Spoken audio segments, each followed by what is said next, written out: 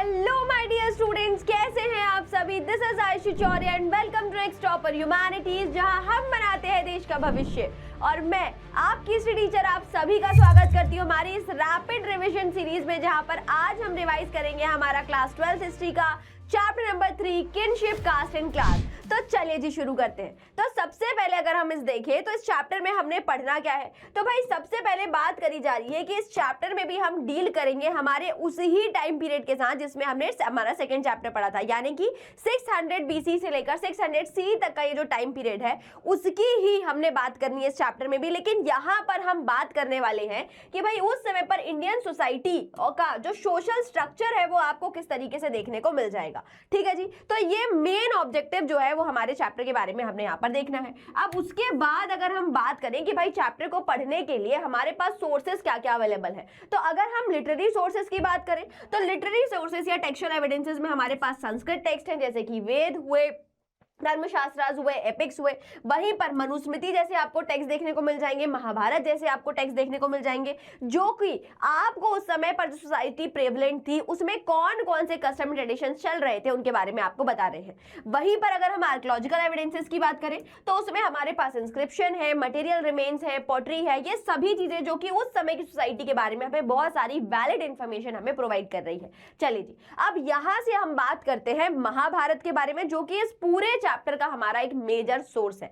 तो महाभारत की स्टोरी हम सभी ने बहुत समय पहले से पढ़ी हुई है, देखी हुई है, सुनी हुई है। ठीक है जी, तो महाभारत में क्या बताया जाता है कि this story is about the two warring cousins. ठीक है, जहां पर दो ग्रुप ऑफ कजन्स है जो एक दूसरे के साथ राजगद्दी के लिए लड़ाई कर रहे हैं। तो एक तरफ है कौरव, एक तरफ है पांडव, और दोनों किस तरीके से धर्म और अधर्म की जो एक लड़ाई है वो हमें यहाँ पर महाभारत बता रही है। ठीक है जी, अब इस ही महाभारत की स्टोरी को आगे जाकर 20th सेंचुरी में इसका एक क्रिटिकल एडिशन प्रिपेयर किया जाता है वीएस सुथानकर और उनकी टीम के थ्रू। सो 1990 से लेकर 1966 तक का ये जो समय है उस समय पर VS Sukthankar who was the Indian Sanskritist और उनकी जो टीम है वो मिलकर महाभारत के जो डिफरेंट एडिशंस है उन सभी को कंपाइल करती है, और कंपाइल करने के बाद उसमें जो डिफरेंट वेरिएशंस है उनको वो जज करती है। ठीक है, तो जितने भी अलग अलग मैन्युस्क्रिप्ट है, चाहे फिर वो संस्कृत में हो या फिर वैरायटी ऑफ स्क्रिप्ट में हो या फिर उन डिफरेंट लैंग्वेजेस में जो उस समय पर कंट्री में प्रेवलेंट थी, उन सभी में लिखे हुए महाभारत के टेक्स्ट को वो कंपाइल करती हैं। और कंपाइल करने में इसमें पूरा 47 इयर्स का समय जो है वो उनका लग जाता है। टोटल 13,000 वॉल्यूम डिफरेंट वॉल्यूम की जो पेजेस की किताब है वो यहाँ पर पब्लिश करी जाती है। अब इन सभी काम को करने के बाद यहाँ पर कुछ एनालिसिस निकल कर आते हैं, कुछ रेफरेंसेस निकल कर आते हैं। तो सबसे पहले ये पता चला कि भाई वो सभी चीजें जो कि संस्कृत वर्जन में है ना, कि संस्कृत वर्जन्स में लिखे हुए हर एक वर्जन को अगर आप देखेंगे तो वहां पर आपको सिमिलैरिटी देखने को मिलेगी। लेकिन वहीं पर अगर आप रीजनल लैंग्वेजेस की बात करेंगे तो रीजनल लैंग्वेज में लिखे गए टेक्स्ट में आपको कई सारी डिसिमिलैरिटीज या वेरिएशंस आपको देखने को मिल जाएंगे। उसके बाद पता चल रहा है कि भाई बहुत सारे लोकल आइडियाज जो हैं, क्योंकि उस समय पर ब्राह्मण्स के जो लोकल आइडियाज जो उन्होंने बनाए हुए थे वो अलग थे, और जो सोसाइटी जो ट्राइबल नेचर में जो कस्टम प्रैक्टिस करे जा रहे हैं वो काफी अलग है। So these local ideas often question and reshape the dominant Sanskrit tradition, जो कि ब्राह्मण्स या फिर डोमिनेंट रॉयल सोसाइटी जो यहां पर प्रैक्टिस कर रही है। अब अगर हम महाभारत की बात करें या जो पूरा सिनेरियो जो हम यहां पर देख रहे हैं तो वो किस रीजन की बात कर रही है, तो वो हमें दिल्ली और जो वेस्टर्न यूपी का इलाका है, ठीक है, वहां के आसपास के एरिया के बारे में पूरा सिनेरियो आपको देखने को मिलेगा। जहां पर बेसिकली अगर हम कुरु वंश की राजधानी जो कि हस्तिनापुर है वहां पर थी, बाद में जाकर इंद्रप्रस्थ जो कि प्रेजेंट दिल्ली है वहां पर ये एक्सटेंड होती है, मथुरा की बात करी जा रही है, गंगाटिक वैली की बात करी जा रही है। तो वहां पर अलग अलग रीजन जो है, सिटीज जो है, उनके ज्योग्राफिकल लोकेशन को लेकर ये पूरी कहानी जो है वो फ्रेम करी गई है। चलिए अब उसके बाद बात करें कि अगर हमें उस समय की इंडियन सोसाइटी को समझना है तो हमें कुछ इंपॉर्टेंट टर्म्स के ऊपर फोकस करना होगा।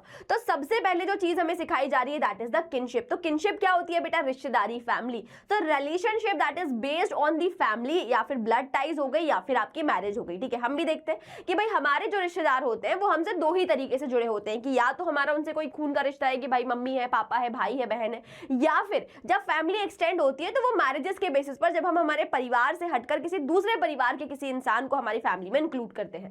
ठीक है जी, अब इस तरीके से ये जो हमारी फैमिली बनी, इस फैमिली को क्या कहा हमने? इस फैमिली को कहा हमने कुल। अब इस कुल से जुड़े हुए हर एक इंसान का अगर हम लीनिएज को ट्रेस करते हैं, है ना, कि भाई हमारे दादाजी कौन थे, हमारे पापा कौन थे, हमारे परदादाजी कौन थे, तो इस तरीके से अगर लीनिएज को ट्रेस करा जाए तो उसे क्या कहा जाता है? उसे वंश कहा जाता है। उसके बाद जनाती। तो जनाती क्या हुई? एक फैमिली और एक फैमिली के साथ जो दूसरी फैमिली जो कि उनसे जुड़ी हुई है, जैसे कि मान लीजिए मेरी दादाजी की फैमिली और दादाजी के भाई की फैमिली या फिर उनके बहन की फैमिली। ठीक है, तो वो जो एक बड़ी सी फैमिली क्रिएट हुई उसे कहा जाता है एक्सटेंडेड फैमिली यानी कि जनाती। तो jnati is the larger network of families, और ये सभी लोग जो उस लार्जर नेटवर्क ऑफ फैमिली से जुड़े हुए हैं, इन सभी को क्या कहा जाता है, किनफोक्स या फिर रिश्तेदार कहा जाता है। ठीक है जी। अब अगर हम बात करें कि अगर लीनिएज को ट्रेस करना है तो लीनिएज दो तरीके से ट्रेस करा जाता है, एक होता है मेल डिसेंडेंट से, एक होता है फीमेल डिसेंडेंट से।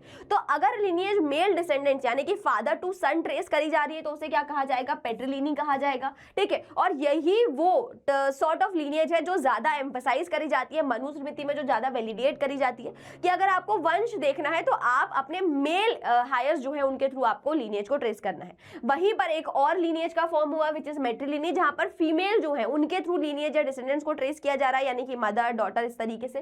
ठीक है, और ये जो तरीका है ये रेयरली प्रैक्टिस होता हुआ हमें नजर आ रहा है। चलिए, उसके बाद अगर हम बात करें मैरिज प्रैक्टिसेस की, भाई अगर शादियां हैं तो शादियां किस तरीके से हो रही हैं, तो शादियों के लिए चार अलग अलग फॉर्म्स बताए हुए। सबसे पहला है एंडोगैमी। एंडोगैमी वो तरीका हुआ मैरिज का जिसमें शादियां जो है वो विद इन अ यूनिट या विद इन अ ग्रुप हो रही है। अब यूनिट कुछ भी हो सकता है, आपका फैमिली हो सकता है, कास्ट हो सकता है, क्लास हो सकता है, या कोई भी चीज। ठीक है, तो जब शादियां एक ही ग्रुप में एक ही यूनिट में हो रही है तो इस तरीके की मैरिजेस को एंडोगैमी कहा जाएगा, जो जनरली प्रैक्टिस करी गई थी सातवाहना किंग्स के through.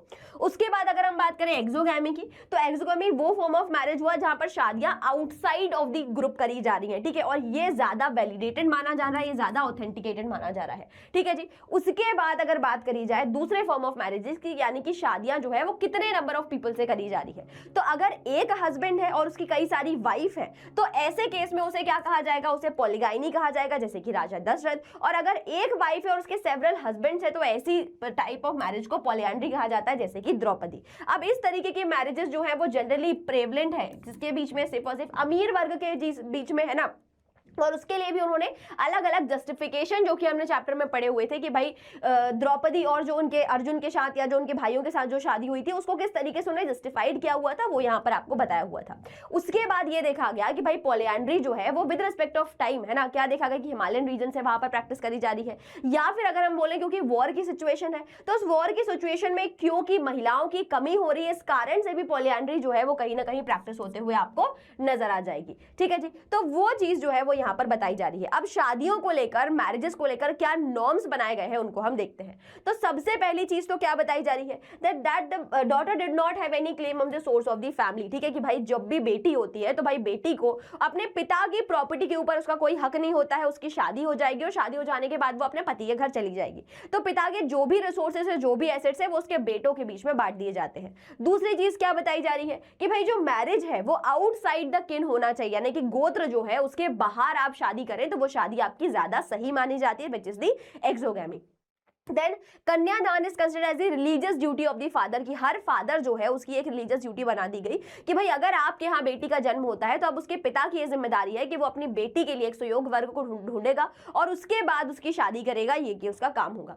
Then 8 forms of marriages यहाँ पर बताया गया है, जिनमें 4 फॉर्म्स ऑफ मैरिजेस को सही कहा गया है और 4 फॉर्म्स ऑफ मैरिजेस को खराब या गलत कहा गया है। ठीक है जी, चलिए अब इसके बाद अगर हम बात करते हैं गोत्र की, कि भाई गोत्र क्या हुआ, तो गोत्र अगर मैं आपको बताऊं तो एक नया फॉर्म ऑफ फैमिली डिसेंट को ट्रेस करने का हुआ, जिसमें यह बताया गया है कि फ्रॉम 1000 बीसी, है ना, कि भाई जब लेटर वैदिक एज की अगर हम बात करें तो लेटर वैदिक एज में पीपल, स्पेशली कौन, specially Brahmins, they try to identify themselves with the name of any particular Vedic seed. ठीक है, so the name given to a particular group of people named after a Vedic seed and those who belong to the same growth were regarded as the descendant of that same seed, है ना। मतलब मान लीजिए कि भाई एक family है, उसने अपने आप को ये बोला कि हम गौतम ऋषि जो है उसके गोत्र को बिलोंग करें, यानी कि गौतम ऋषि जो है वो कौन हुए, वो हमारे पूर्वज हुए और उन्हीं के हम कौन है, उन्हीं के हम डिसेंडेंट हैं। ठीक है जी। अब अगर रूल की बात करें तो गोत्र को लेकर क्या क्या रूल है, तो सबसे पहली तो ये बात हो गई कि जो महिला है, जो विमेन है, उसे शादी के बाद अपने पेरेंट्स का, अपने फादर का गोत्र छोड़कर अपने हस्बैंड के गोत्र को उसे अडॉप्ट करना होगा।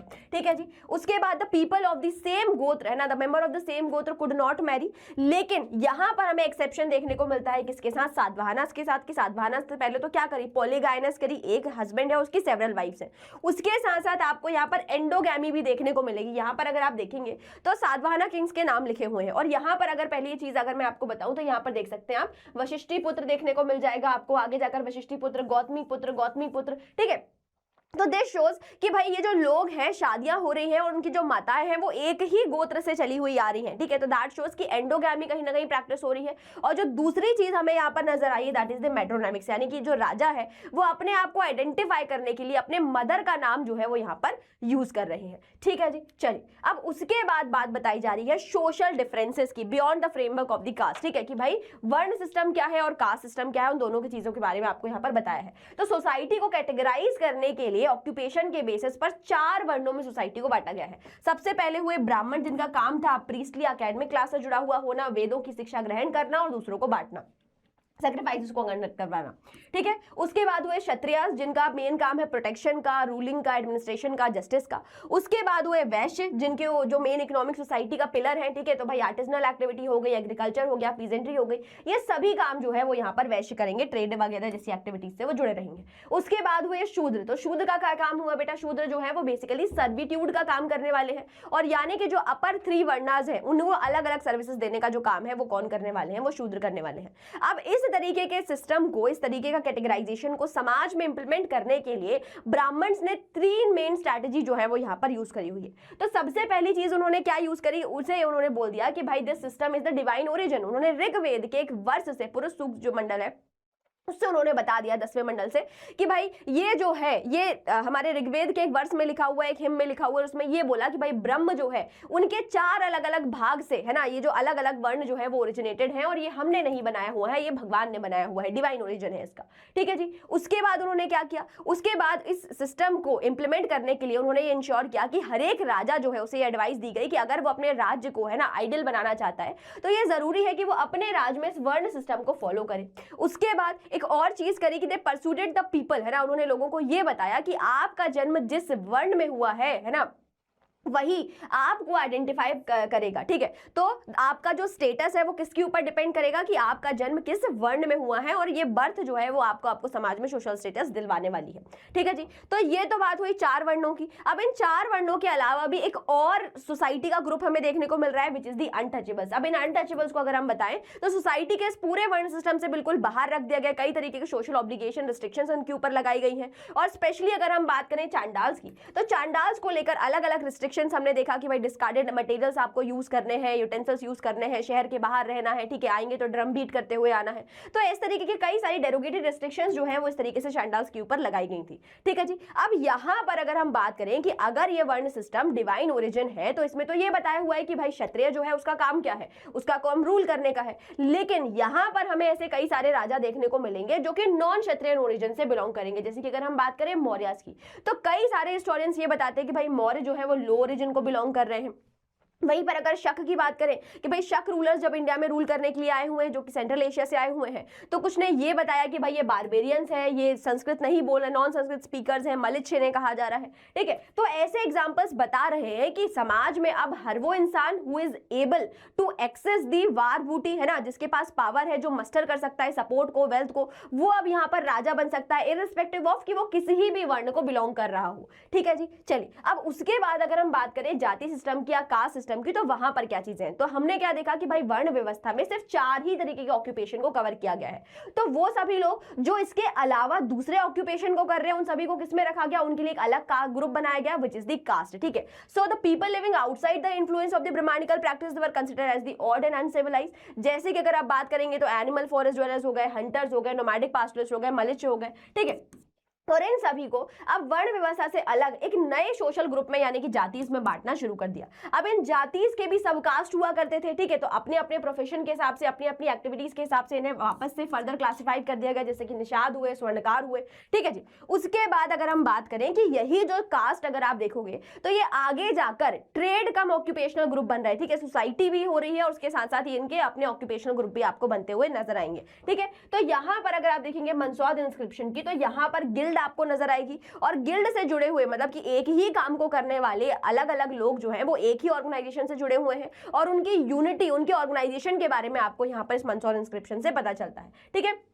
वहीं पर अगर आप वर्ण व्यवस्था की बात करेंगे तो this is more localize and flexible as compare to the varna system, जहां पर जातियां जो है वो मोबिलाइज कर सकती हैं। और मोबिलाइज करने का तरीका क्या है? मोबिलाइज करने का तरीका है वेल्थ, ठीक है। तो if the person is able to accumulate the wealth, तो वहां पर वो अपना सोशल स्टेटस जो है वो ऊपर की तरफ ले जा सकता है। लेकिन रूल्स बनाए गए हैं जाति व्यवस्था के लिए कि भाई inter dining inter mixing regulated हो गई है, और हर एक इंसान का जन्म जिस बर्थ मतलब उसका जिस कास्ट में जन्म हुआ है उसे वही ऑक्यूपेशन प्रैक्टिस करना है, ये भी रूल्स समाज के लिए बनाया गया था। देन लिमिटेड सोशल मोबिलिटी, लेकिन अगर आपके पास वेल्थ है, रॉयल पैटर्नेज है, then you can increase your social status in the society. उसके बाद लैंड ओनरशिप जो है वो एक मेन डिटर्मिनेंट क्रिएट किया जा रहा है वेल्थ का, कि भाई हर वो इंसान जिसके पास लैंड है वो ज्यादा वेल्दी है, और इस कारण से लैंड ग्रांट जैसे कई सारे एविडेंसेस जो है, इंस्टांसेस जो है वो भी हमने यहाँ पर देखे हुए हैं। चलिए इसके बात करते हैं the control over the property, क्योंकि सीधी सी बात है कि भाई जिसके पास वेल्थ है उसके पास क्या होगा, जिसका इकोनॉमिक स्टेटस हाई हुआ है ना, उसका क्या होगा, उसका सोशल स्टेटस भी हाई होगा, डायरेक्टली प्रोपोर्शनल ये दोनों चीजें। तो यहाँ पर बताया हुआ है कि भाई समाज में अब कौन सोर्सेस को, कौन इकोनॉमिक वेल्थ को यहाँ पर एक्यूमुलेट कर सकता है और कौन नहीं कर सकता है। तो अगर जेंडर्ड एक्सेस टू प्रॉपर्टी की बात करें तो महिलाओं के ऊपर रिस्ट्रिक्शन लगा दी गई कि भाई you people can not accumulate the wealth except the stri dhan. आपको शादी में जो अपने पिता के थ्रू दिया हुआ धन है वही आपका धन है, इसके अलावा आपके पास कोई अदर मीन नहीं है जिससे कि आप वेल्थ को एक्यूमुलेट कर सके। So Manusmriti restricted the women rights to inherit the family property rights, ठीक है। उसके बाद women were allowed to retain the gift of the marriage as the stri dhan. अब वहीं पर अगर हम वर्ण सिस्टम की बात करें कि भाई वर्णा एक्सेस क्या है, तो जो अपर 3 वर्णास है उन्हें अलग अलग ऑक्यूपेशन दिए गए कि भाई आप इन अलग अलग मीन्स के थ्रू वेल्थ को एक्यूमुलेट कर सकते हैं। लेकिन वहीं पर अगर आप लोअर वर्णास की बात करेंगे तो उन्हें सिर्फ सर्विट्यूड का काम दिया गया था, ठीक है जी।